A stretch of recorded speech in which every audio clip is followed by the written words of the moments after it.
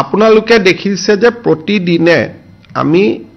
20-25-30 জন মানুহক আমি অসমৰ পৰা পুছবেক কৰি আছো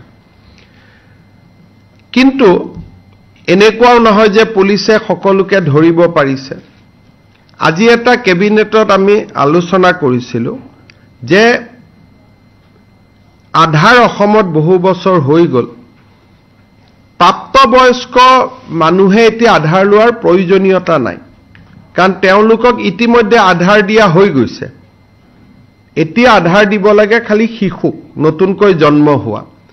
গতিকে আমি এতিয়া অসমত এটা নিয়ম আনিম অহা কেবিনেটত এই বিষয়ে আৰু আলোচনা হ'ব অলপ ভাল কৰি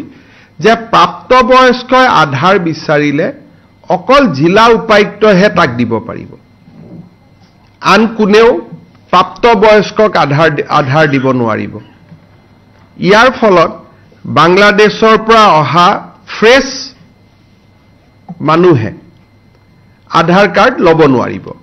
আৰু একেবাৰে আমি ৰাস্তাটো বন্ধ কৰা নাই কোনোবা যদি জেনুইন মানুহ আছে বিশেষকৈ চাহ বাগিচা অঞ্চলত কিছু জেনুইন মানুহ এতিয়াও আধাৰ পোৱা নাই